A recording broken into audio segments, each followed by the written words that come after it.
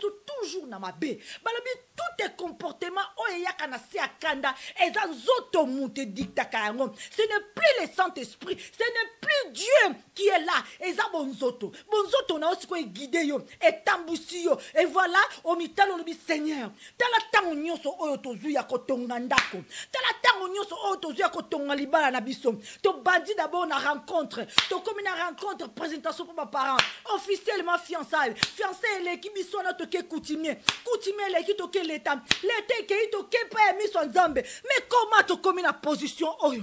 Pona nini to comme ti na position oyo nzambe? Pona nini libala na comme ti na position oyo? Parce que vous avez laissé la place à la chair. Vous avez laissé la place à la colère. Vous avez laissé la place à la jalousie. Vous avez laissé la place et pas le diable à kotaki pe afandi pe abandi ko dicter bino.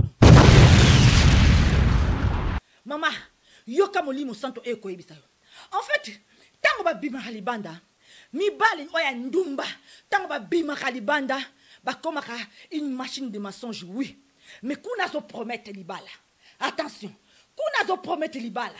Attention. Kuna zo lobake akotika yo. Po yoza mabe, bizali mabe, ozaboye, ofinga kaye, obanga ba seme kite, akoloba tout et n'importe quoi koloba. Mais ce qui yo salike bate, comportement na yo et comme ça mensonge ou en vérité.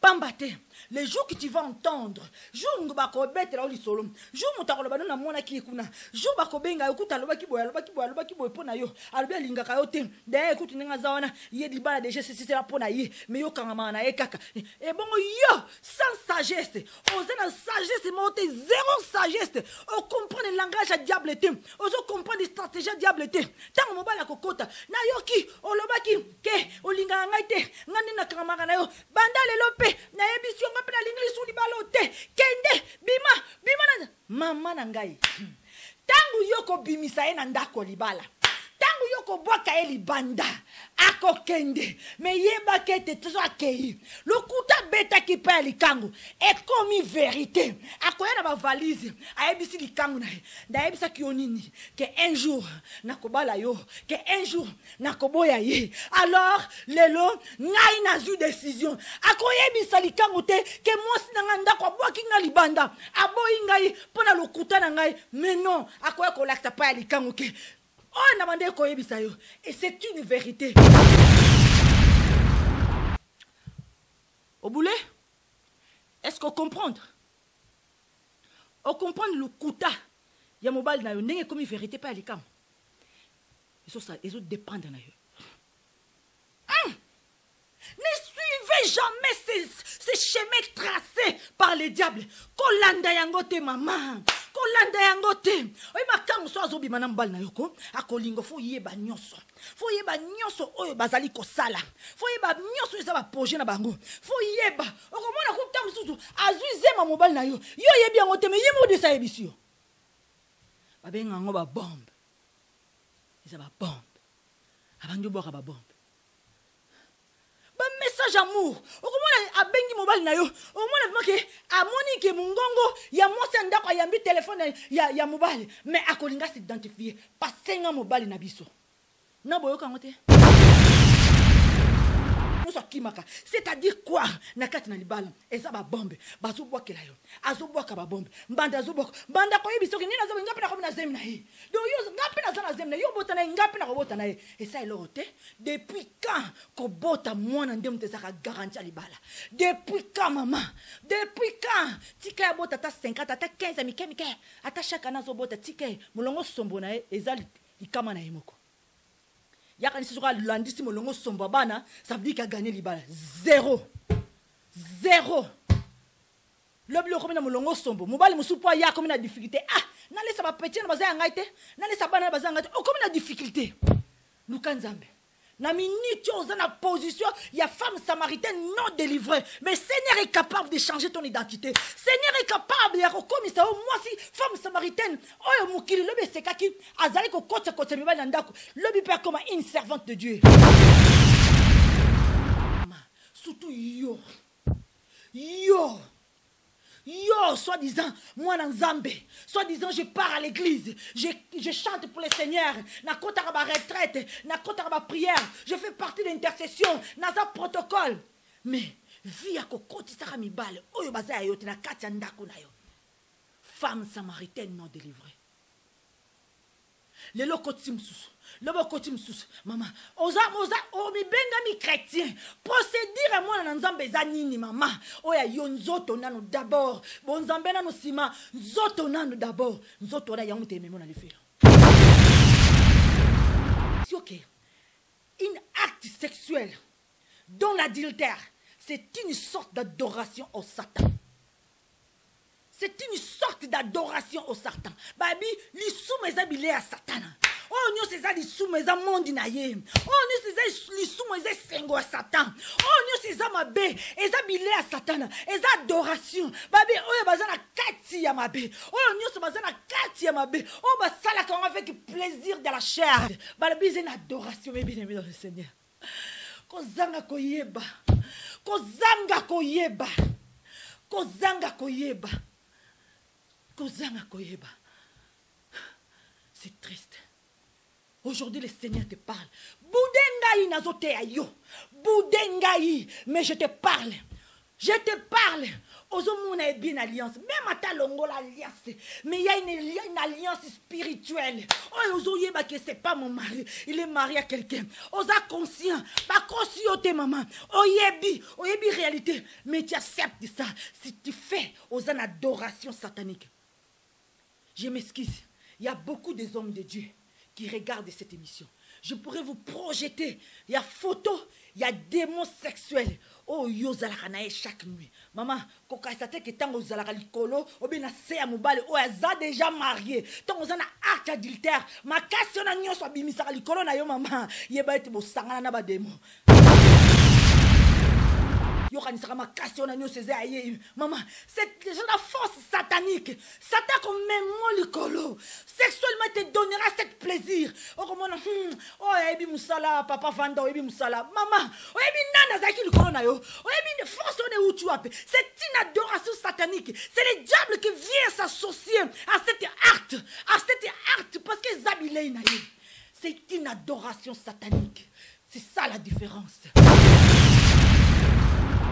Et le Seigneur dit, mais basi oyo, basi le lika na nzambe, basi yo bandimeli nzambe, yeba ete tango ndimeli nzambe, tango sali nzambe priorité na yo, yeba ete ozo bunda yo mokote, balabi nous combattons pas pour la victoire, mais nous sommes des gens dans la victoire, des gens dans la victoire, yo kanisi yo ndo zabo oleki mwasi andako na bote, o mitali na gitala tobi a okende wapi na kangiye, bote boye atikanga, mama ozo bosa na ke mwasi wana za na nzambe, aza mwasi abartelo ba mama Angèle, aza mwasi ya masangato ko sakanela, aza mwasi ya ba muziki te, non aza mwasi ya barte, mama Angèle aloba sakana mwasi ya bar, mais ko sakana na oya sambelaka te.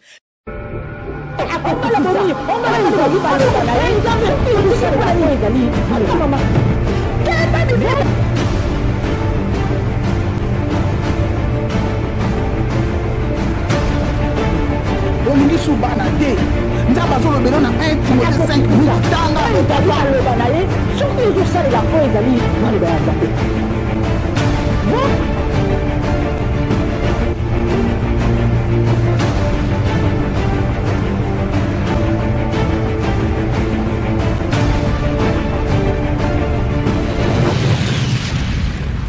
Shalom peuple de Dieu, shalom boye malamu ya binonios en tout cas na katina spéciale émission auto bengi affaire Yamabala, affaire mariage, en tout cas émission o na kati na chemin de l'éternel, la télévision chrétienne en Suisse.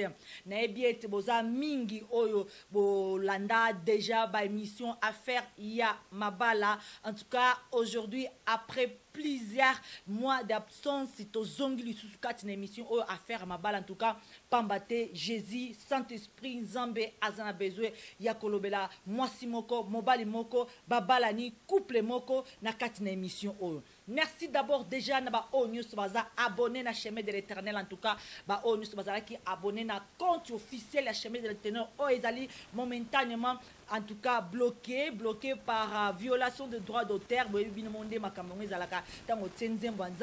Na muto a déclaré déjà droit d'auteur, donc voilà, notre compte officiel a été suspendu temporairement à cause de la droit d'auteur. Dans la deuxième compte bien sûr et pas bon vous s'abonner pas battre et le mot d'abino toko kende nous en voilà mes bien-aimés dans le Seigneur, merci na battre les spectateurs oh de la chemin de l'éternel à faire merci surtout la servante de Dieu maman Angèle Loanga oh bon messana komona e longona ngai to sala ka bénédiction.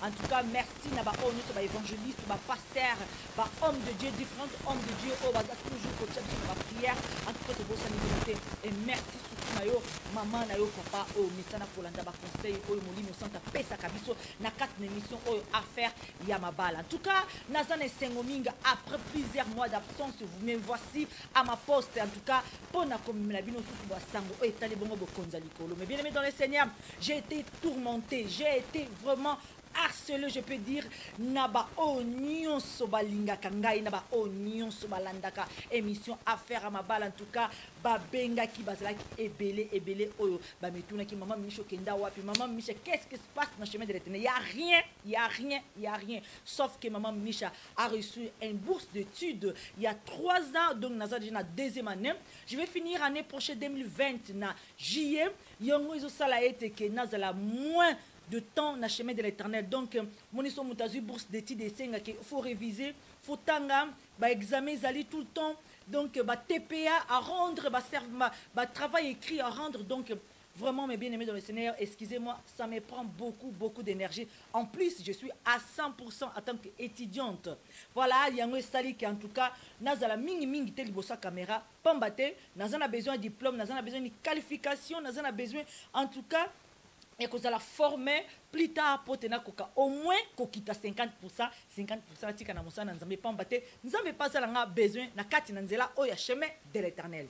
Mais bien aimé dans le Seigneur, affaire ya mariage, affaire ya libala, affaire ya mabala. En tout cas na ebiete thème oyo ezo concerné motonyoso, ezo concerné motonyoso oyo azana kati na libala, ezo concerné motonyoso oyo azo ko envisager akota na kati na libala, ezo concerné motonyoso oyo azali peut-être nanu na ba idée ya kobala te mais un jour peut se retrouver dans un mariage, ezo concerné ba oyo peut-être déjà si ba lati pété ya bo fiançailles, ils ont concerné peut-être ba oyo pe déjà c'est ba vendre ba mboule belé pambate libala eza toute une école balobi libala ezali l'équipe passe et l'équipe bilanga na passe.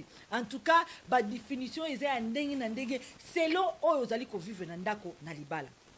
Mais Nabutu Alelo, mes bien-aimés dans le Seigneur, Seigneur a besoin de parler à une femme. Seigneur a besoin de parler à un homme. Seigneur a besoin de parler à un couple. Seigneur a besoin de parler à un couple fiançailles. Seigneur a besoin de parler à son peuple. Mes bien-aimés dans le Seigneur, en tout cas, Namoko na lelo, toye na likambo. Toye na thème, toye na parole de Dieu, toye vraiment na ba stratégie. Toye na mayela nabiso te mena maliele ya molimo santo kolakisa comment que une femme dans son foyer azali ko subir onyo sotolobi ba tourment onyo sezali ba passe libala onyo sezali adultère soit ya mwasi soit ya mobali onyo so ezali ba injure ba provocation ba mbanda onyo so ezali ma benyo so tokoki ko benga na kati na libala pambate eza facilité.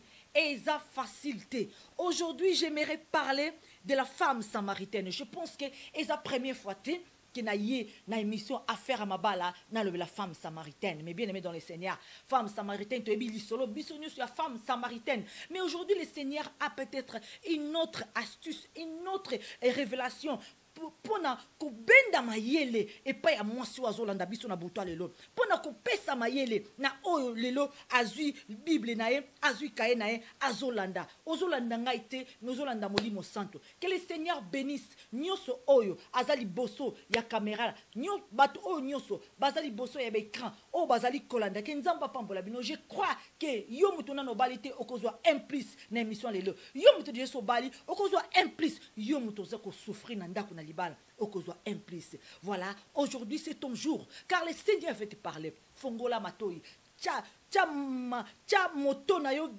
makanis na yo tout en toi disponible ya koyoka oyo molimo santo kolobano na butu lelo. Que le Seigneur vous bénisse.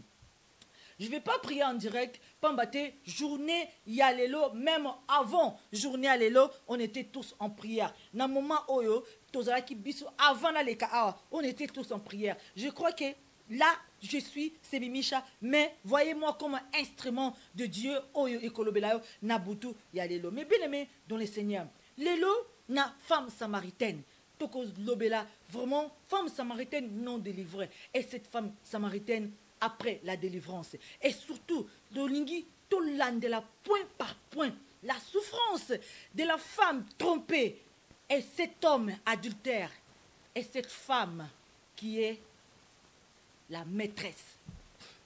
Tous en a trois bateaux autour de trois catégories de personnes autour de la femme qui est trompée, la maîtresse et le mari qui trompe sa femme. Mais bien aimé dans le Seigneur, nayebi problème na yote, mes bien aimé. Nayebi nini ezako takasio na buto alelote. Mais je vais te dire une chose. Aujourd'hui, je crois, je suis sûre et certaine que oyo nyonso nzambe akolobela biso na mokona lelo, c'est ekoka kokolisa biso spirituellement. Je suis sûr que na buto lelo oyo nzambe ako communiquer biso na kati na mabala na biso eza pote to yeba ko tia en pratique soki to lingi nzambe asa ela biso. Mais bien aimé dans le Seigneur, à ce moment je sais que quelque part na habité wapi, mais je sais quelque part il y a une femme qui me regarde. Et cette femme nangonga oyo azako le kaba situation ndenge na ndenge. Et cette femme nangonga oyo peut-être na mayele na asuki. Peut-être azolo bana ko sala nini, na ko banda wapi, na ko sala ndenge nini. Seigneur, pourquoi na komi na niveau oyo? Pona nini libala na le komi na niveau oyo? Pona nini lelo le Seigneur, na komi ko vivre ba difficulté oyo. Pona nini mobile na a changé. Qu'est-ce qui se passe dans mon couple? Seigneur, regarde. Mingi nangonga oyo azoko mituna. Aebite nini nzambe azali kobombela ye mefongola ndi matoyo oyoka. Le Seigneur parle, le Saint-Esprit parlera ce soir. Mais bien aimé dans le Seigneur, nalingaki naebisa mwasi moko, nalingaki naebisa mobali moko ke yeba ete soki lelo votre foyer est ningani, soki lelo l'adultère est rentré dans ton foyer et l'adultère ezako détruit libala na yo, yeba ete bien aimé dans le Seigneur. La première chose que l'ennemi, la première chose que le diable vise dans votre couple, c'est d'abord ministère nabino. Ministère, peut-être tu ne te rends pas compte. Pour les mamans, il est bien noté. Pour les mamans, le ministère nini. Ngana mobile nabiso to kena to nabiso bato ordinaire, des chrétiens ordinaires. To kena nabiso ka église. Asa la neka nzambe ndenge motonoso. Quel ministère? Peut-être ozoko ignorer, peut-être ignore. Parce que un couple, pour moi, un couple, bato va former couple, une famille, c'est tout un ministère. Balobi libala ezali panangubate, c'est vrai. Mais libala c'est tout un ministère. C'est un ministère que le Seigneur vous a donné. C'est un ministère. Yamouana yo Bible zo bake. La femme sage bâtit sa maison. Il faut savoir bâtir cet ministère. Et surtout, je m'adresse surtout à une femme. Je m'adresse à une femme. Savoir bâtir la maison. Sachez que ceux qui adultèrent et côté maman, ils ont l'ukakaka et kabolabinoté. Ils ont l'uka d'abord on a visé ministère et couple nabino. Et visé ministère et couple nabino. Tant on visé ministère, ko kabolabino, ça veut dire que c'est tout ministère motezo. C'est le ministère que le Seigneur vous a donné. Yamona nem dazo visé et loko liboso za ministère ya après ministère vi na bino tango ko akozwa bino nanu na kati na mabe a kotisi bino na kati na mabe parfois tango balani boza bomoko boza vous formez un seul corps mais tant adultère et koti il y a une troisième une femme qui rentre dans le couple et l'inkolobakaka tout simplement que mobali akokende na adultère et puis ce qui moi si aza fidèle à maloba na nzambe te et kosala que moi si on appelle akende na adultère alors ba vie na bino mibale et koti na kati na lisumu tant et koti na kati na lisumu vous vous retrouvez déjà dans le péché alors c'est là que le ministère est baby et puis ba vie na bino et baby bon nzambe eza lisusu te chacun na kati na monde na adultère bana na bino bakomi matabiste maboka Satan. Sachez-le que le ministère est la première chose visée par ces démons d'adultère. Le ministère est la première chose visée. Peut-être aux oyebaté, mais je te jure que chaque moutou, chaque personne, chaque être humain, Dieu a un projet pour chaque personne. Nzambe soka za na projet pa ya mobali na yo azape na projet pour na yo et tant bino mi balé bo sangani bozo former tout un ministère alors cet ministère c'est à vous de prendre soin, c'est à vous de prendre soin. Et j'aimerais dire encore une chose. Aujourd'hui, beaucoup de monde se pose des questions. Et bon, tant ma bé koti, adultère et koti. En tout cas, on dit la femme sage bâtit sa maison. Comment je peux bâtir une maison et pas adultère et vendu et pas ma bé et koti? Mais bien aimé dans les Seigneurs, une chose toujours bossana. La femme sage bâtit sa maison. Ça veut dire ce n'est pas au coup d'Andaku Moko et déjà bâti. Donc Ndaku Moko est déjà prêt. Il y a Kokoto vendu. Non, ça veut dire bâtir. Ça veut dire otonga. Donc yonde mutoko tonga. Arrêtez de dire que comment je vais bâtir une maison na Makambaboyi. Comment je vais être une femme sage. Il y a bâtir une maison. Pendant que mon mari, il est dans l'adultère. Pendant que mon mari, il est dans cette péché. Comment je peux bâtir? Basi basé belé na quatre couple nangai, li conjugal nanga, eza salité, c'est eza essuyé parce que mon mari, il ne comprend pas, il ne comprend pas oh nous tout ça qui promesse devant Zambé. Oui. Oui. Je te comprends. Mais c'est à toi de bâtir. Oui, mais tant que tu as un ndako, balobi tant que tu as un ndako, bino ba oyo boko tonga ndako, boko lingete ke ndako na bino est solide. Une femme bâtit sa maison. Il faut bâtir. Même si, je donne un exemple. Au moment tant que tu as un ndako, d'abord nan to ponaka, ben nini kokota na ndako wana, pour y pesa ndako est solide. Balobi tant que tu as la fondation, au moment na fondation na, sur lekisi zelo, au lieu de ciment, au lekisi zelo, au tima bangate. Ça veut dire que fondation wana et qu'on a la solidité. Et qu'on a la solidité ne peut pas tenir la maison. Ça veut dire que c'est à nous de choisir. La solide. C'est à nous de choisir. Bon, ça veut dire place à ciment, tout tient le mouquet, plus de ciment. Mais pour ils la sauce ma casse, et l'aine dans ma casse, ça veut dire tout tient ma banga ma casse. Pourtant on te reçoit pas la fondation, ça veut dire qu'on a vu ça, et ça la ma casse koyate. Mais c'est à ce moment-là, bah qualifier les communes en mouton. Il faut bâtir. Ils solidité. Bah bricoter. Faut passer ma brique et ma casse. Donc ça veut dire c'est comme un mariage. Tant on continue à faire bal. Au moins une bilingue bandi koko takande na bande. Maman, zo position ya ko bâtir. Donc ça veut dire que oh zotonga, ezaka pona yote, mais ça pona mobile, et ça pona ban. Ça veut dire c'est à toi de bâtir, c'est à toi de choisir. Mobile à côté ma bé. Non, ma bé fait longwa. Nana zo bâtir dans ma maison. Donc ça veut dire cette maison spirituelle que je parle, il faut le bâtir dans la prière. Il faut le bâtir et pas il démon à côté adultère. C'est à toi de dire non. Démon non, nandaku n'a été. Tu mets en jeu de prière, tu bâtis. Obani kolongola. Yomo so monike. Caractère n'a pas qui mobile. Aki mandako. Non, Seigneur, soigne-moi. C'est le moment de chercher la délivrance. Il faut dans la caractère. Oh, mobile, c'est plein nangai. Oh, mobile, kolingangai. Alors, c'est à toi maintenant de prendre la délivrance au sérieux. De chercher la délivrance. Yakoluka kolongola.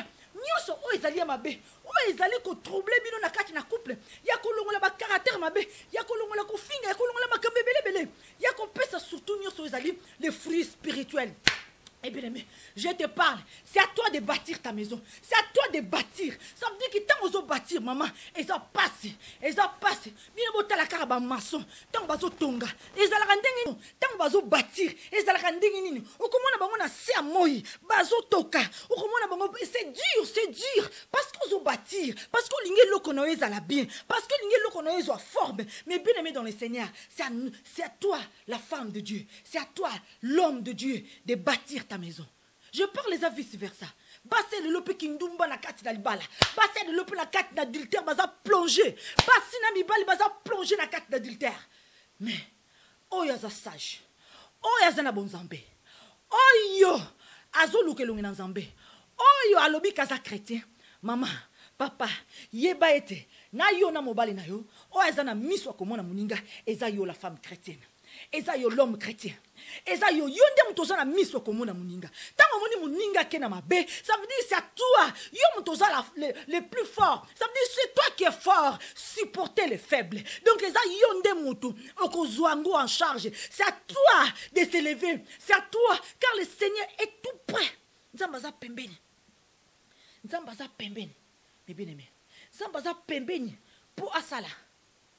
Maman, yo moi c'est alibala. Nakopesa au secret mokolelo. Aujourd'hui, boye ba eteke. Mubali o déjà la alliance. Mubali o déjà engagé quelque part. Pambate ba memaka jamais moi si devant Dieu, devant mes parents, devant l'État, moi soyo lingité.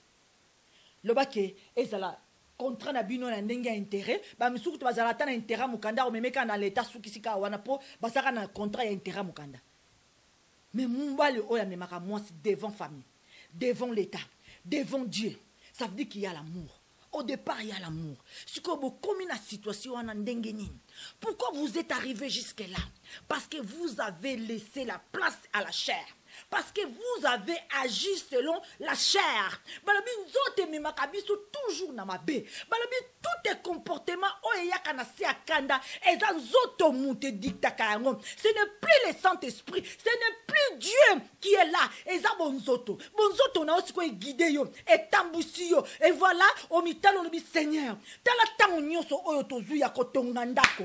Tala tango nyonso oyo tozu ya kotonga libala na biso. To bandi d'abord na rencontre. To comme une rencontre, présentation pour mes parents, officiellement fiançailles, fiançailles l'équipe ils sont notre coutumier, coutumier l'équipe toke l'état, l'été qui toke pas mis son zambe, mais comment tu commis la position oyo, pour la nini tu commis la position oyo zambe, pour la nini libala n'a commis la position oyo, parce que vous avez laissé la place à la chair. Vous avez laissé la place à la colère. Vous avez laissé la place à la jalousie. Vous avez laissé la place et pas le diable à côté qui peut affandi, peut abandi ko dicter bino. Mais bien aimé na so yebisa. Oyebi mobali soka lati alliance ndena ote koloba. Mobali soka lati alliance za engagé. Ndio to yebisi bino ke tozo te ya basi ya mabala ba yaka to vanda to omona bino te na ngunga oyo. Parce qu'avant nous, to obanda olanda matia, ça veut dire le moins d'abord na likambo ya yakato vanda. Donc voilà mes bien-aimés dans le Seigneur. Mon bal est soka l'alliance. Et puis mon bal, quel qu'il soit le problème à ça dans a couple na. Soka keli banda. Mes bien-aimés, na ebisio ke. Na ebisio. Kangelo qu'on a zo vérité jamais et c'est la libanda. Vérité, jamais ils arrêtent banda. Une fois que l'adultère est installé dans un couple, une fois que mouton andimi na côté dans le monde adultère, il devient une machine de mensonge. Ce qui karamobali à côté dans le monde adultère a comme une machine ya mensonge. Le kuta na monoko na ye comme une maille. Yebakete libanda kuna akosinza mwasa ndako loposo. Libanda kuna akoloba nyonso ya mabe. Na oya vrai te akotalisa mwasi ya libanda likango ke nazo souffrir. Aide-moi. Nazala besoin nazo kimia. Moi ça zo pesa nga kimia te. Yonde sunga ngai. Donc abimi lokola ke j'ai besoin au secours. Libanda kendo ganga au secours. Na oya mabe. Na oya vrai te akena ngo libanda. Et puis na koyebisa o me bien aimé dans le Seigneur. Moi, si à Libanda, à Koki Kondimela, peut-être 50%, peut-être 60%, à Zalarame, vous en avez dit. Ils ont dit ma solon, à zo tenter. Elle aussi tente. À zo tenter peut côté naïe. Il y a pas quoi de moutou. Ça veut dire que, et puis tant mon bal azolinga, je te jure qu'on s'en fout de toi. Tant mon bal azolinga makango, à s'en fout, takara moi sans d'accord. Je suis même pas là. Nazaku tukunate. Ataku to tchenga deuxième bureau na kondi mananga. Elle accepte tous les positions, et toutes les catégories, 3, 4, akondima, toutes les positions. Akondima, akozala soumise na niveau, tu ne peux pas rendre compte, Mbali. Tu ne peux pas rendre compte l'homme. Au moment où non, Zui Jonker, Oyanda Kunde Kimpoaka, yende na mona sotosa. Akozala soumise na nyoso. Parce que azolinga kota mutum. Parce que azolinga kota. Je te jure que pendant cette période, akoy kondima deuxième position, deuxième femme, mais yeba ke soukanango, il veut ta place. Soukanango, elle veut ta place. Attention, il y a trop de mensonges. L'homme il revient une machine de mensonges. Et il ment na mosa molibanda, il ment na oyakati. Akiko kosa pa makango, akos na oyakati paso kosa. Donc ça veut dire qu'il y a rien de vérité. Il y a rien de vérité. Kuna lobelo ko mususu, lobelo ko mususu. Donc ça veut dire que etalibino, oya kondimandimi. Donc l'homme il devient une machine de mensonges. Et puis ce qui mis na etali muta bongo. Ce qui mis na yo etali mutabongo. Ce que zu mutabongo lati yenano na nzoto. Nyoso zo sala yo, tu peux avoir une colère illimitée. Tu okoko yina mutu. Okoko yina mutu. Mais attention, na yeko yebisa. Le kuta nyoso mobali na yo, azo yebisa makango. Da yeku na lingiete, da yeku divorce ça déjà en route. Da yo vanda calme. Karate na zo bala yo. Tika nzamba osala. Kalate divorce nanga bazo prononcer. Ngana okote mikanda divorce, nazo zela nanu makambo nanu sila projet mon azaki nango, na okote mikanda divorce, comme ça na obala yo. To zela ka ba prononcer, nde na zabo ekutu. Zeme wana o yanga ite, soka kende na ese yanga ite. Donc lukuta beli lukuta. Mais keba yo mwasi andako. Keba lukuta ya mobali na yo epa ya likango. Et koko ma vérité. Et ça dépend, il y a comportement na yo. Okotu nanga mama misha na ndenge nini? Na ndenge nini? Ngana komisa lukuta mobile nanga vérité na ndenge nini? Tu peux te poser des questions. Mais na koyebisa yo. Mama, yoka molimo santo e koyebisa yo. En fait, tango ba bima halibanda, mi bali oya ndumba, tango ba bima halibanda, ba komaka une machine de mensonge oui. Mais kuna zo promettre libala. Attention. Kuna zo promettre libala. Attention, kuna zo lobake akotika yo. Po yoza mabe, bizali mabe, ozaboye, ofinga kaye, obanga baseme kite, akoloba tout et n'importe quoi koloba. Mais ce qui yo sali kebate, comportement na yo et kokomisa mensonge wana vérité. Pambate, les jours que tu vas entendre, jour ngba bête la solo, jour mutakoloba na mona ki ekuna, jour bakobenga okuta loba ki boya pona yo, albe linga kayote, d'ailleurs écoute nga zawana, yé di bala déjà c'est la pona yé, mais yo kangama na kaka. Et bon yo, sans sagesse, osena sagesse monte zéro sagesse, on comprend le langage à diableté, on comprend les stratégies à diableté. Tant mobala kokota, na yo ki, o loba ki, ke, o linga ngaite, ngani na kangama na yo, banda le lope, na ebisio ngape na l'inglis ou libalote, kende, bima na mama na ngai. Tangu yoko bimisa e na ndako libala. Tangu yoko boka e libanda. Ako kende. Me yeba kete tuzo akei. Lokuta beta ki pa likangu. E komi vérité. Ako ya na ba valise. A ebisi likangu na. Da ebisa ki onini. Que un jour, nakobala yo. Que un jour, nakoboya ye. Alors, lelo, ngai na zu décision. Ako yebisa likangu te. Que mwasi na nganda kwa boki nga libanda. Aboyi ngai, pona lokuta na ngai. Mais non, ako ya kolakta pa likangu ke. Oh, namande ko yebisa yo. Et c'est une vérité. Mais voilà, devant nandaku na yo, na ba valise na ngai, to kote mikanda to bala na lingi lisusu te. Na bala na pesa lettre. En tout cas to préparer li bala. Na yepa na yo na tikiye, na boye, na yepa na yo parce que na lingi te, na lingi yo. Au boulet? Est-ce qu'on comprend? On comprend le kuta. Ya mobile na yo ndenge comme vérité pas likam. Ils ont dépendre na yo. Ne suivez jamais ces chemins tracés par les diables. Kolanda yangote maman. Kolanda yangote. Oye makango so azobi manam bal na yoko. Akolingo fo yeba nyoso. Fo yeba nyoso oyo bazali kosala. Fo yeba nyoso eza ba projet na bango. Fo yeba. Okomona ko tam susu azuize ma mobile na yo. Yo yebi yangote me yemo de sa ebisio. Ba benga ngo ba bombe. Eza ba bombe. abandi boka ba bombe. Ba message amour. Okomona abengi mobile na yo. Okomona vima ke amoni ke mungongo ya mwasi ndako yambi téléphone ya mobile mais akolinga s'identifier pasenga mobile na biso. Na boyoka ngote. Soka zala yo azala pe anga. Ngana yo guerre nani o gagner. Na boyoka ngote. Ba benga ngomba bombe. C'est-à-dire que ceux qui mbandazo linga komisa nyonso na matoi na yo parce que linga ide a déstabiliser yo. Ceux qui azo komisa nyonso na matoi na yo parce que lingi a baby sa foyer. Ceux qui azo komisa nyonso na matoi na yo parce que alingi osenga bando otika. Alingi tango mobale okota na ndako osilika osala scandale bobunda bosona mais tango ekoma na niveau na mbala osani. Trop de makele la osani. Aozonga kana nzilana. Aokene pa mutu musuta ke kapa likangwana. Na pesa bino exemple.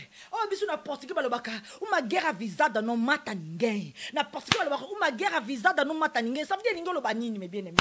Engo babi guerre oba non sakango ke lobi to ko ya ko attaquer bino kuna na short fond. Ça veut dire que lobi to ko ya ko attaquer ba ko kuta mutu te. Po dire si to yoka kike ba ko ya ko attaquer. Ya mwana portugais balobi guerre oba yebisa ba to ke to zo la guerre. Et bon mara mutu te. Po mutu no so kimaka. C'est-à-dire quoi?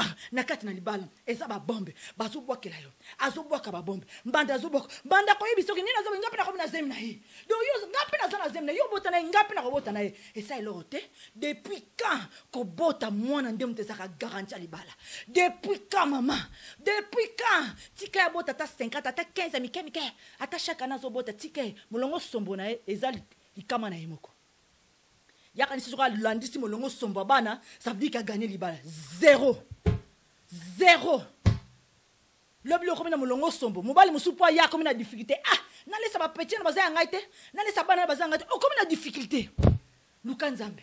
Na minute oza na position, il y a femme samaritaine non délivrée. Mais Seigneur est capable de changer ton identité. Seigneur est capable de comme ça moi si femme samaritaine, oh mukili lobe sekaki azali ko kota kota mi bana ndako. Lobi père comme une servante de Dieu. Tout concourt bien celui qui aime Dieu. Olingi nzambe nzamba osalela yo. Prophétie nyozo lukayo mo salibal. C'est la prophétie par l'excellence. Lilo bana nzambe za prophétie mobimba me bien aimé dans le Seigneur. Prophétie mobimba. Soko landi maloba na nzambe. Dengi nzamba zo singa to landa. Yo mona o nzamba osalela yo. Ko landa te. Sois sage. Sois sage. Bâtis bien cette maison. Bâtis bien cette maison. Kobo sana teke. Et un ministère. C'est tout un ministère au Satan a ça.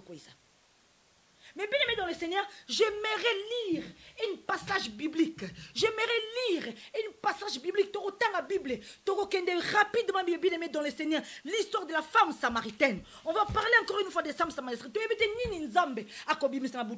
Mais c'est très important. La femme samaritaine, Toza, na verset Jean 4. Jean 4 et bani na 1 ti na 42. Histoire est bannie à 1 à 42. En tout cas, comme je parle là, j'aimerais demander à la réalisation, si c'est possible, beaucoup de qui ça vraiment va verset biblique, va comprendre, dans la Bible, qu'est-ce que le Seigneur dit. Voilà mes bien-aimés, tout que histoire, il y a femme samaritaine. Mais histoire à femme samaritaine, les gens connaissent. Bien, vous connaissez bien cette affaire. Balobiette femme samaritaine. Moi si oyo akenda kibe kozwa mai na libulu. Balobiette moi si ango azalaki moi si moko samaritaine. Akutani na Yesu. Boyebi lisolongo oyo. Ba confirmer lisolo oyo tozo beta. Ezana 4 na livre Jean 4. Jean 4 tobandi na premier verset. Balobi ti na 42. Mais biso toko sauter. Toko surtout toko tanga nyos tuté toko lobaka ka etre moi si samaritain na kat na biblia ba ebi sibiso nini kazalaki moi si moko azokende kozwa li mai na libulu azozwa mai akotani na Yesu masi asenye mai ala biyo so yanga mai ngana za samaritain yo za jif biso na bino toyoka na kate na verset 16 Yesu azoyebisa moi si oyo la femme samaritaine va appelle ton mari et viens ici appelle ton mari kende benga mobali na yo boya awa bino mibale benga mobali na yo Bon, comprendre binomoro lisolo.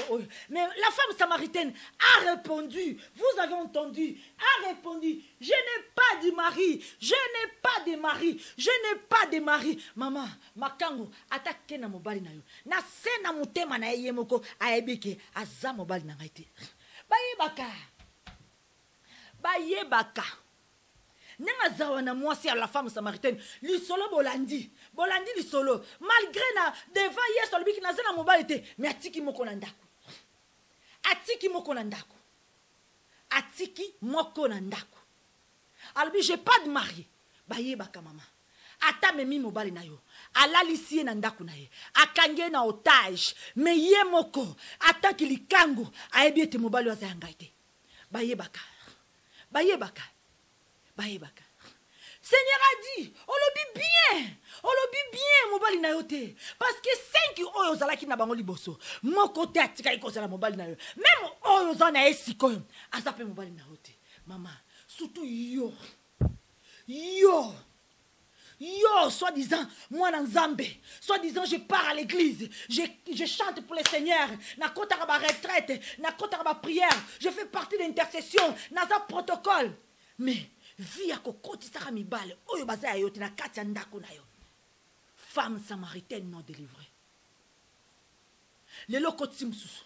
Lobo koti msusu. Maman, oza mi benga mi chrétien. Procédure moi na nzambe za nini mama. Oya yo nzoto nano d'abord. Bon nzambe nano sima nzoto nano d'abord. Nzoto na yango te memo na lefelo. Landa ba désir nzoto yango te koti na lefelo. Donc perte de temps, c'est perte de temps. Donc tant que on va dans nos salons makabuno mususu. Vanda no na nakusa makamususu. Mais tant que tu connais ozomi yeba yomokoke. Moi nazane na ndako, c'est le mari de quelqu'un. Donc ozo lala na ye. Donc ozo sala makamuno se sengeli muta sala. Mais bien aimé dans le Seigneur. Mais bien aimé, ezama wa mingi. Parce que tu es là, tu ramasses tout ce qui est saleté, tout ce qui est les esprits, tout ce qui est tout. Oh nyoso, ba ebiki obi na ebi sioke. Une acte sexuel dont l'adultère, c'est une sorte d'adoration au Satan. C'est une sorte d'adoration au Satan. Babi, li soumeza bilé à Satan. Oh, nous c'est ça li soumeza monde na ye. Oh, nous c'est ça li soumeza sengo à Satan. Oh, nous c'est ça mabe, eza bilé à Satan. Eza adoration. Babi, oh bazana kati ya mabe. Oh, nous c'est bazana kati ya mabe. Oh, basala quand avec plaisir de la chair. Bazo c'est une adoration au diable. C'est ça que vous faites. Babi, c'est une adoration, mais bien aimé dans le Seigneur. Kozanga koyeba. Kozanga koyeba. Kozanga koyeba. Kozanga koyeba. C'est triste. Aujourd'hui, le Seigneur te parle. Boudengaï nazote ayo. Boudengaï. Mais je te parle. Je te parle. On a bien alliance. Même à ta longo l'alliance. Mais il y a une alliance spirituelle. Oh, que c'est pas mon mari. Il est marié à quelqu'un. Osa conscient. Pas conscient, maman. Oyebi réalité. Mais tu acceptes ça. Si tu fais aux adoration satanique. Je m'excuse. Il y a beaucoup des hommes de Dieu qui regardent cette émission. Je pourrais vous projeter. Il y a photos. Il y a démons sexuels. Oh, yo zalakanae chaque nuit. Maman, koka sate que tant aux zalakalikolo, obena se a mobile, oh, za déjà marié. Tant aux ana acte adultère. Ma question na nyo so bimisa likolo na yo maman. Yeba ete bo sangana na ba démon.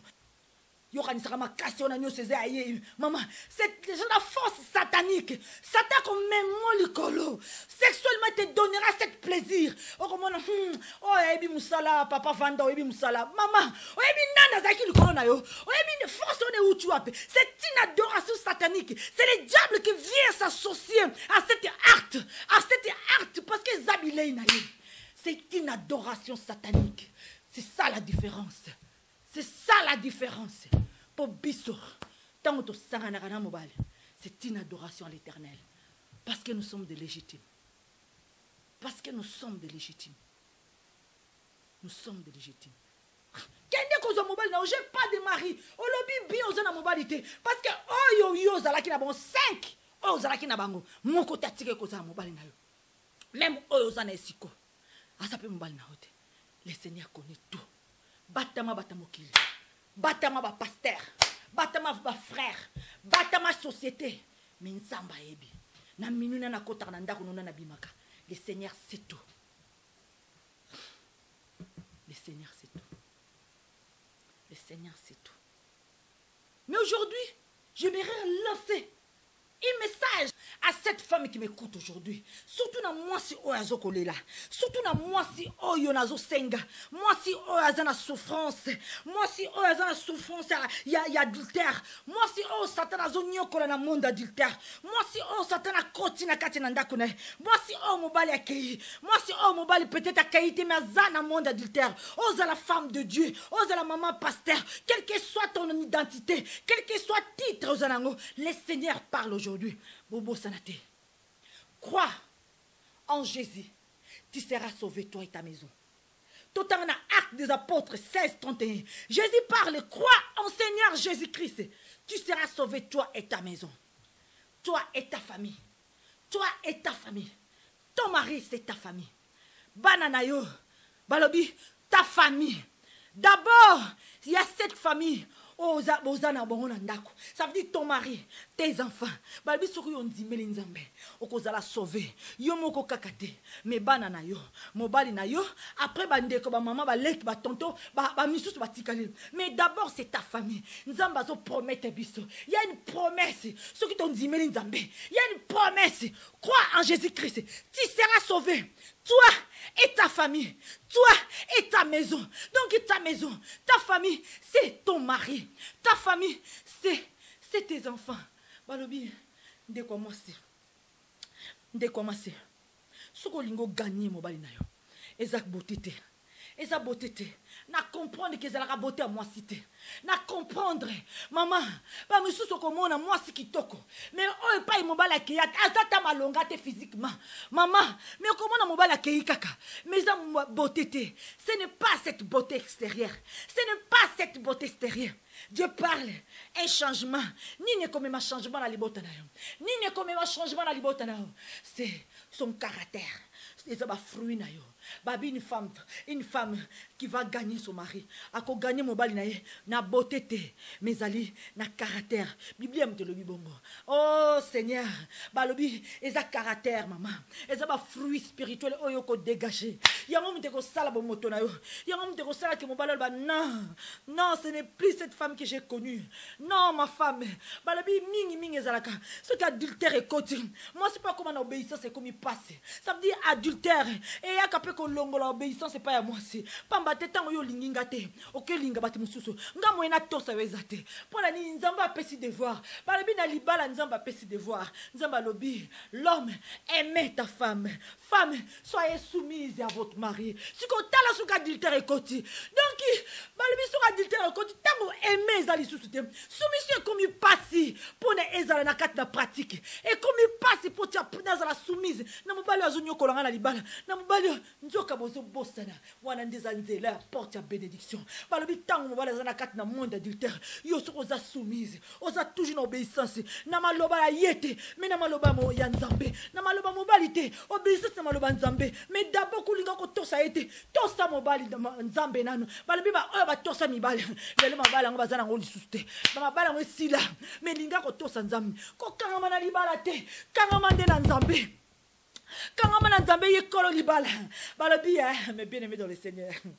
Oh Jésus, oh Seigneur, le Seigneur dit mes bien-aimés, mais Seigneur dit, le Seigneur croit en moi, tu seras sauvé toi et ta famille. Ton dit mais la Nzambé. Oh, malgré, je crois qu'il y a quelqu'un qui dit, maman Mimicha, nangonga oh pas seleki, na okoko supporter moté, na okokate, na zuka décision. C'est ça. On a passé. Nasi a passé. On a décision. Mais bah était na bouton le lot. Saint-Esprit a lobby na yo. Que décision nous reçoit. Le Seigneur n'approuve pas. Le Seigneur n'approuve pas. Pambate zo uta na kati na colère. Et zo uta na kati na jalousie. Et zo uta na kati na blessure. Maman, c'est pas ça. Nzambazana besoin. Oyo kae. Et le Seigneur dit, mais basi oyo, basi le lika na nzambe. Basi yo bandimeli nzambe. Yeba ete tango ndimeli nzambe. Tango sali nzambe priorité na yo. Yeba ete ozo bunda yo mokote. Balobi nous combattons pas pour la victoire. victoire. Mais nous sommes déjà dans la victoire. Déjà dans la victoire. Yo kanisi yo ndo zabo oleki mwasi andako na bote.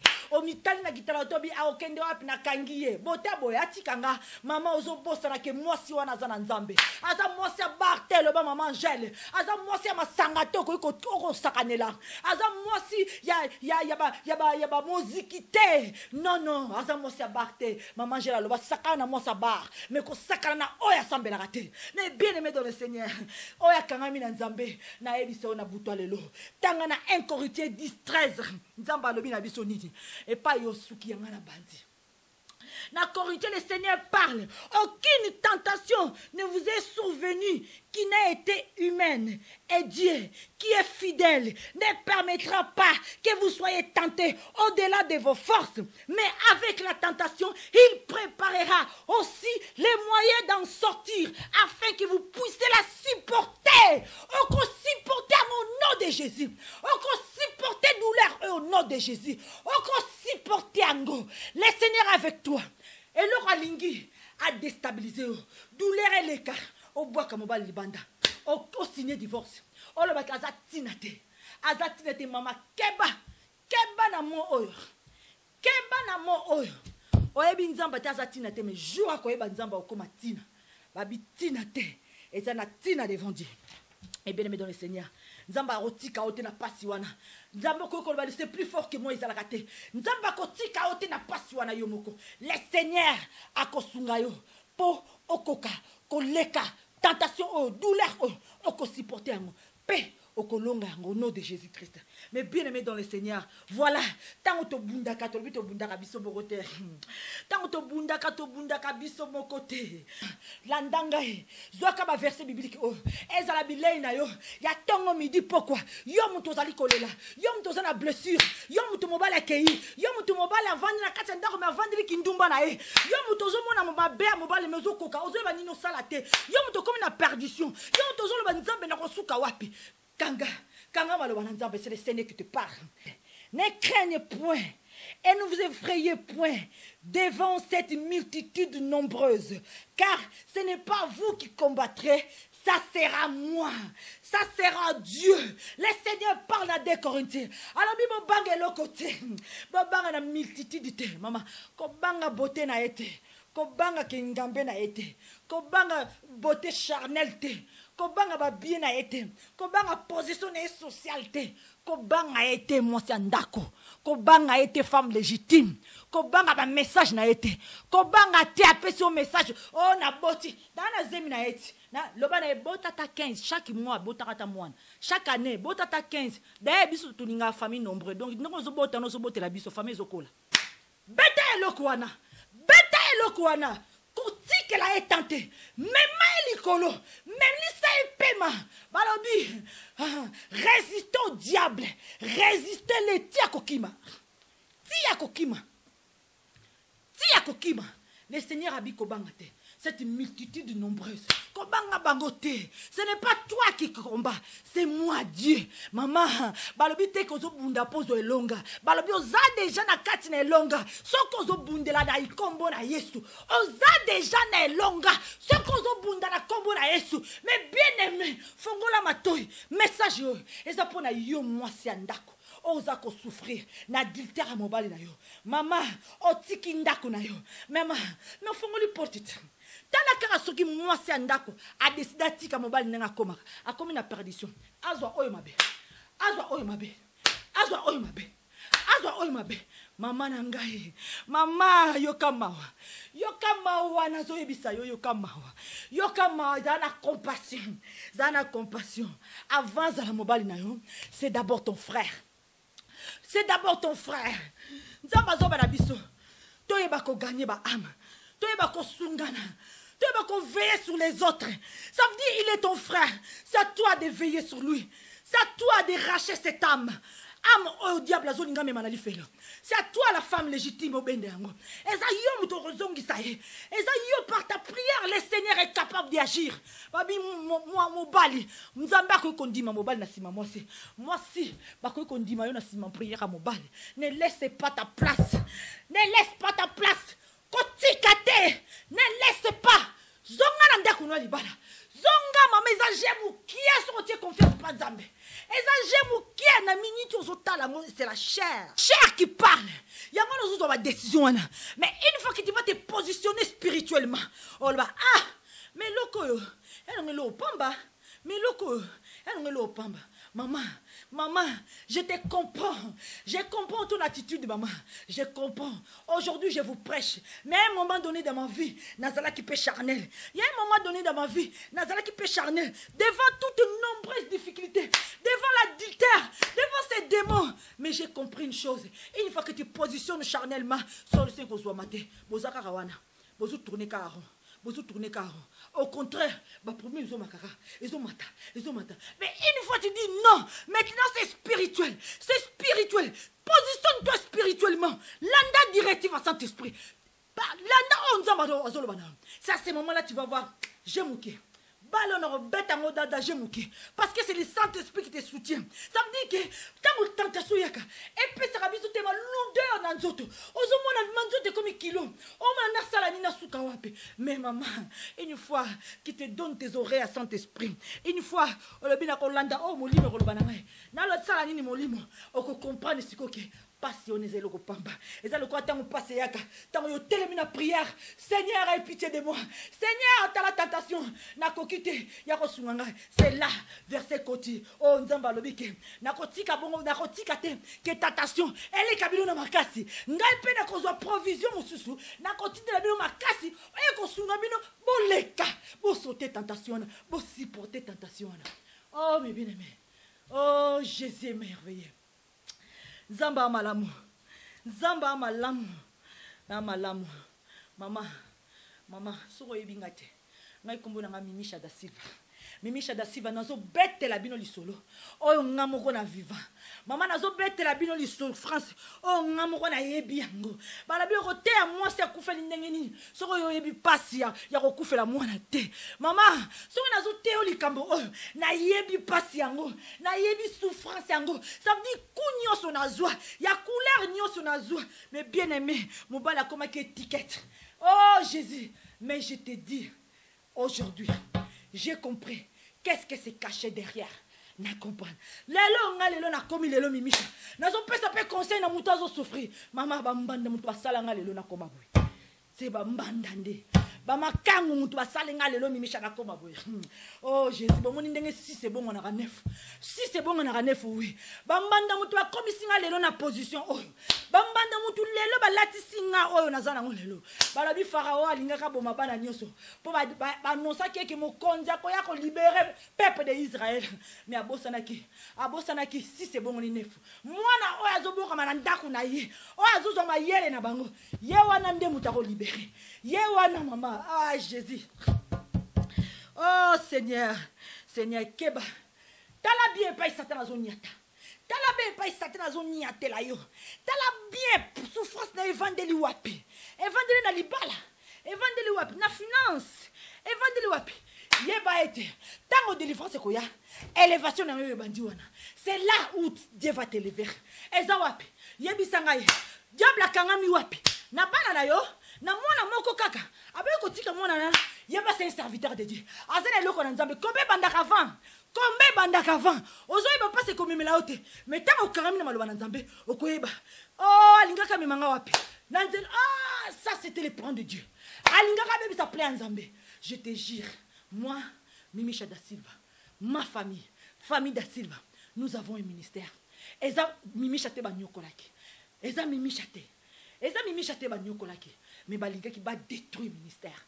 Ministère est vendu na famille da Silva. Et je dis aujourd'hui, je suis formé. Le Seigneur a vu ma souffrance. Nzamba moni souffrance nanga.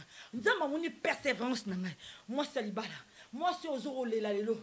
Moi c'est ozo souffrir maman. Il va te dire combien de fois biso to souffra to lobito tiki. Na tiki. Nzamba na tiki. Souffrance c'est qui na tiki. Il y a un moment la chair prend. C'est normal. Ozamuto. Ma bende zali ko koina lisumo tikali. Soko tikali wana ndeza grave mama na simbi muto. Soko tikali wana o koina lisumo tikali ma bende yango wana. Okoki kokoya le Seigneur connaît nos faiblesses. Okoki kozanga mobali respect. Okoki na comportement moko eza dina mwana nzambe te. Yango esali ki mobali akende. Mama azano na bomo yo poza na bomo yesu azawana na katikati na bino landa ba directive à Saint-Esprit. Oh Jésus, le pardon c'est une puissance qui libère. Maman, ba le bébé tu ne souté ba singa pardon ba na faute. Mais moi na nzambe za oya singa pardon pour tia kimia. Tia kimia maman banda ko tia kimia na couple na yo. Banda ko tia kimia na couple na yo. Nzambe ko lobela yo na otinda ote. Ka Bible no simbi na maboko na yo. Nzambe ko lobela na Bible na fongola Bible. Nzambe ko lobela luka kimia. Bima zoba o ngalo bi misha nazala ki zoba aka zoba ba misu balobi te aza zoba te ya za na C catégorie ba zoba ça veut dire kata maman aujourd'hui d'à comprendre qu'est-ce que c'est caché derrière tout ça j'ai compris ni ne batama ki na sima et aujourd'hui je te prêche je te communique ça que le Seigneur te bénisse pona lelo nasukia mais j'aimerais prier avec toi to si ça et m'histoire faire ma balle na bon de la pona yo mtoza pembele mama zwa nyoso makanisi nyoso man ba daye kutuko oh nyoso sala ngona mutu oh nyoso mo sala kiyo oh nyoso mo bala salio zwa ngol na mutu na olongola ngo ke bo na poubelle so baka ngona toilette finamai baka nyoso dépose tout zwa bible na yo on va adorer le Seigneur banda ko adorer Nzambe omoni alati kitoka bina olala ndako te papa kende nzamba pambola o na obondi la pona yo tema mbala moko rentre dans l'adoration adore le Seigneur prie le Seigneur tu vas comprendre on va comprendre maman on va comprendre te on va comprendre o mona ngana mona okomina mama moko bite na kotika tango buka kama bolongo na se obandi ko sambela nzambe abi kotika te ndengo sali comportement on a sepeli na ngote senga bolimbisi mina ko senga bolimbisi nzambe yem dazo sala nga mabe na ko senga bolimbisi nzambe l'humilité procède de la gloire senga bolimbisi oh Jésus na lina suka mais na ina betre bino lisolo ya mwana mwasi oyo ya mama oyo Angèle Luanga oh bozomona na photo awa je vous présente cette femme moi si oyo yeba ko senga pardon pas mobilité moi si oyo azalaka orgueilleuse moi si oyo mobala zaki na te un mois kolobate moi si oyo qui prenait de toutes les décisions moi si oyo mobali un jour alors baki c'est fini j'en ai assez na ningi sutute mobala ke na Kishasa aki obala mwasi mususu mais mwasi oyo e pa ya tikalaki ayeko kutana na Nzambe moko tayaka pa Nzamba zonga kabolo yengi wana akutani pa Nzambe taka kutani na Nzambe mama boyebi témoignage maman Angèle abandi ko kosenga pardon te abandi ko senga pardon abandi ko s'humilier pa mobala bien non c'est pas Angèle que j'ai connu et Angèle on a ébakité mobala bani mon changement abi mengai kuna déjà na sali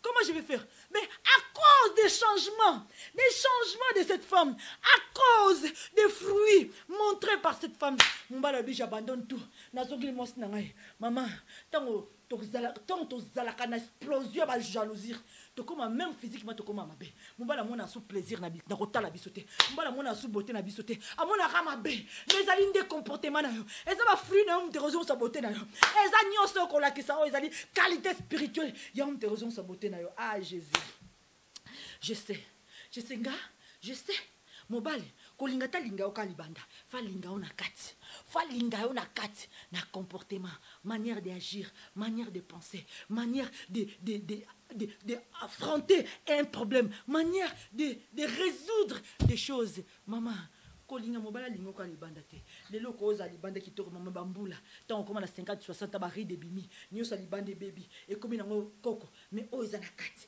fa linga yo na identité na intérieur fa linga na oza na kati mais bien aimé dans le Seigneur to bondela na suki awa bola ndaba émission affaire à mabala maman ta mususu yo les autres concernés au message lelo mais ta mususu concerné muninga na yo ta mususu concerné ami na yo ma tante na yo mutu mo songolo pakala banda ko partager kana ngonga ozo landa ngai banda ko partager tindela muninga banda ko abonnez-vous parce que le Seigneur veut vous parler chaque vendredi toza a pona côté ayo maman chaque vendredi toza a soit ezali koyamba ba homme de Dieu o ba kolobla sujet libala mais bien aimé dans le Seigneur n'avez pas question eza ebele mais angaite mais Saint-Esprit vous parlera on va prier ensemble présence parmi Zambaza ilongo na biso banda ko adorer le Seigneur sans fouter nyonso comme Elio sans fouter toutes les tentations des diables sans fouter nyonso adore l'Éternel tout simplement Jésus est là parmi nous. Jésus est là parmi nous. Jésus est là parmi nous. Jésus est là parmi nous. Adore tout simplement le Seigneur. Balabi combat na yo ezali ya molimo. Combat na yo ezali ya mosunité. Ezali ya molimo. C'est par l'esprit nde kolonga. Banda ko kende kolonga spirituellement. Pour nous mona ba résultat physique. C'est dans la spiritualité. C'est dans l'esprit que tu combattras. Oh, Jésus est là. Jésus là, il va agir. Il va agir parmi nous. Il va agir dans ton couple. Il va agir dans ton couple. Il va agir. Yo faut la disponible. Yo faut pesa mato ikaka pa Saint-Esprit. Yo faut yo kakaka o nyos molimo ko yebisa yo. Oh, Jésus opère des miracles. C'est la lumière dans les ténèbres. Quelle que soit la ténèbre de ton lit conjugal, quelle que soit la ténèbre, les ténèbres dans ton foyer, mais Jésus est la lumière dans les ténèbres. Oh, il tient ses promesses. C'est la lumière dans les ténèbres. Ça veut dire pas obscurité zala ki lo lenye nyonso. Et pas mabe kotaki. Et pas Satan a tie obscurité. Et pas Satan a vendissé du temps na libota na yo. Sachez que Jésus est la lumière dans les ténèbres. La lumière rentrera par toi. La lumière rentrera par toi. Zamba Zawana. Il va restaurer les cœurs brisés. Il restaurera ton couple. Il va restaurer. Alors commencez à adorer l'Éternel. Adorez Dieu. Tu es là.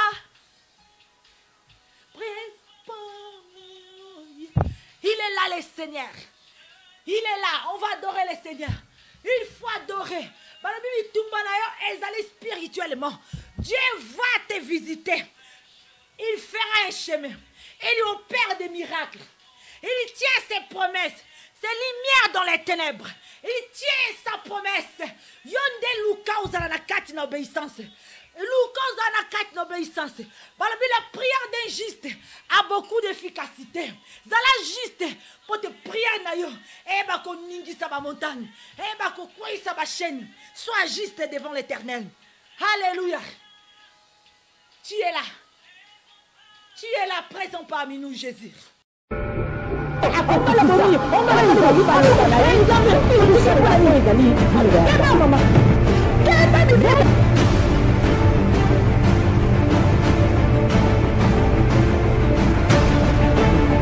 olingi subana te nzambe azolobela na 1 Timothée 5 mutanga aloba na ye soki ezosalela po ezali maloba ya nzambe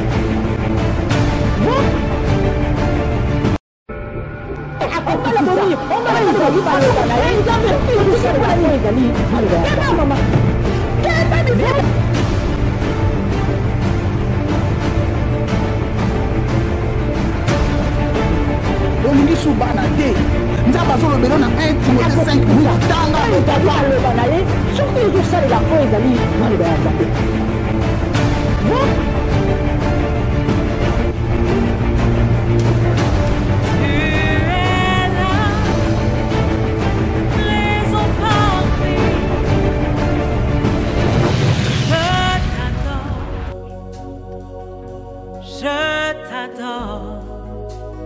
Tu es là, agissons parmi nous.